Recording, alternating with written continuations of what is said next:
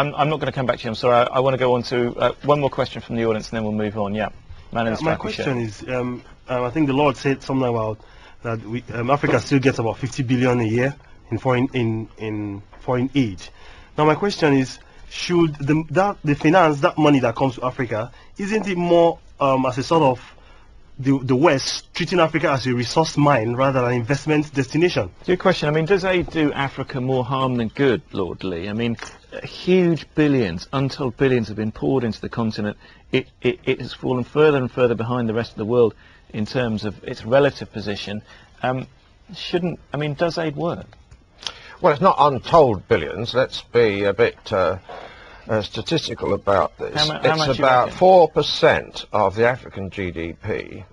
That's 40 billion out of 1,000 billion. Aren't we just kind of filling up the bank accounts of kleptocratic rulers and propping up bad regimes? Well, we're not just doing that. We are doing that to some extent, but it's not we that's making Obacha put his ill-gotten gains into a Swiss bank account. I think that there will be an exaggeration, but the stream of books now being written, including by Africans, you know the phrase live aid, and there's one being called dead aid, there's a dead hand and so on. I think that it's a provocative book, and there's some good points in it, but just as with, can I give you an example, climate change, the European Union has agreed that by 2020 we in Europe will transfer 50 billion euros a year to LDCs, that's lesser developed countries, as compensation, if you wish, for the fact that they use 1/10 of the world average of carbon dioxide, and we use, 100 more than that, 10 times more than the average. Okay. And so there are needs for transfers of resources. There's no doubt about that. Esther Stanford, what's your view on Western aid? Has it done more harm than good? Well, actually, I think we need to debunk this whole notion of aid, because we're talking about what's actually being poured into Africa. Nobody's actually talking about what's, coming out of Africa, being siphoned out of Africa today. And the whole question of aid is a fraud, actually, because it's tied to whole notions of conditionality.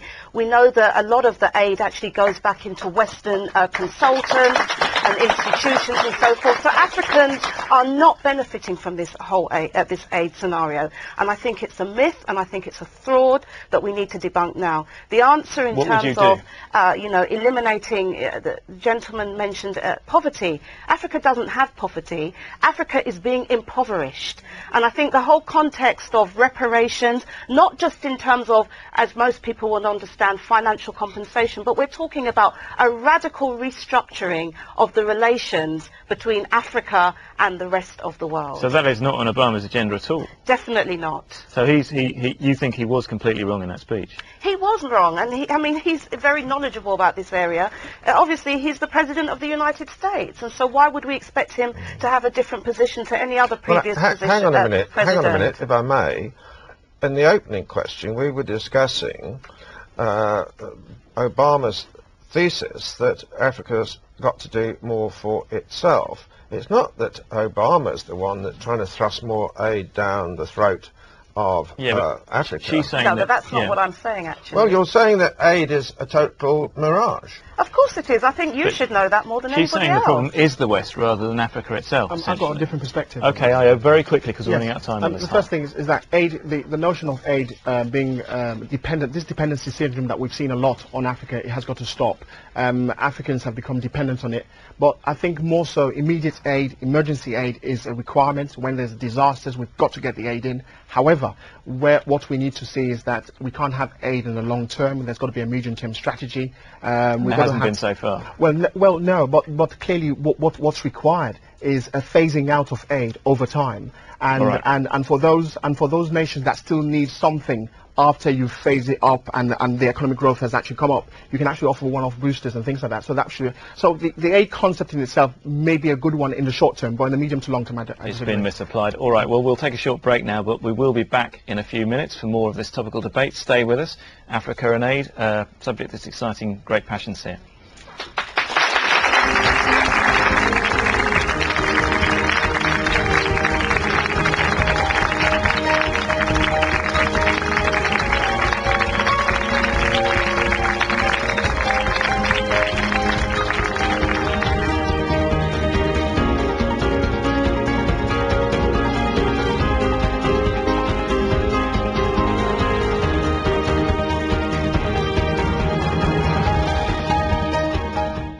Welcome back. We're talking about Africa, and our next question is from Olga Ihmadu. Your question.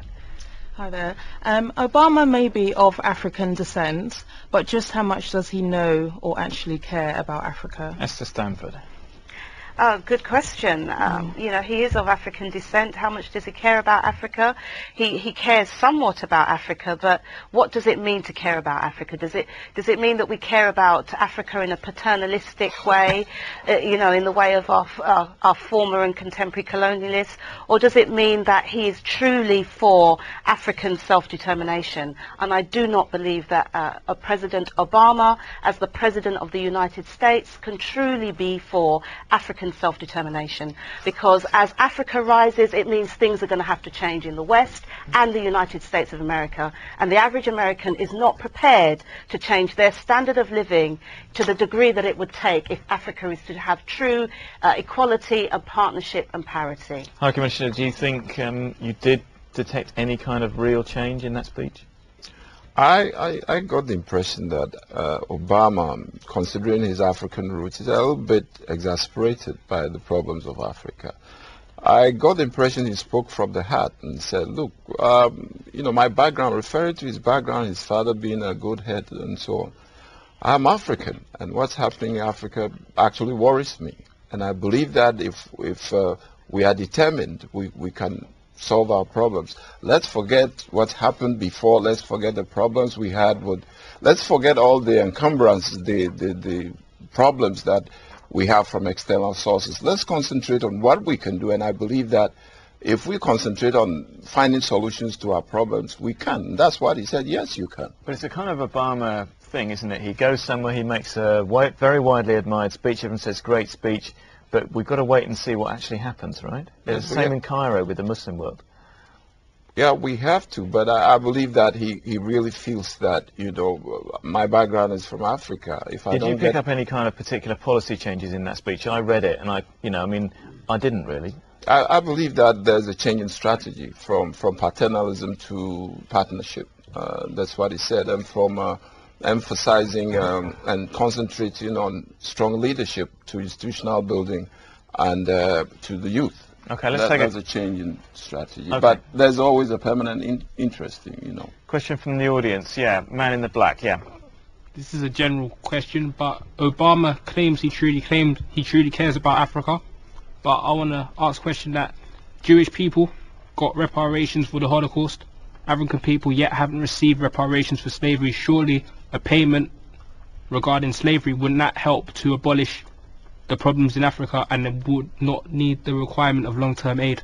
Okay, Esther Stanford, this is your subject. I'm going to come to you in a minute because you just had a go. But I.O. Johnson, deal with that and also deal with the question that the original questioner asked. Does Obama really care? Or is this just, I'm getting the Africa speech out of the way moment? Well, Obama, I think, spoke from the heart.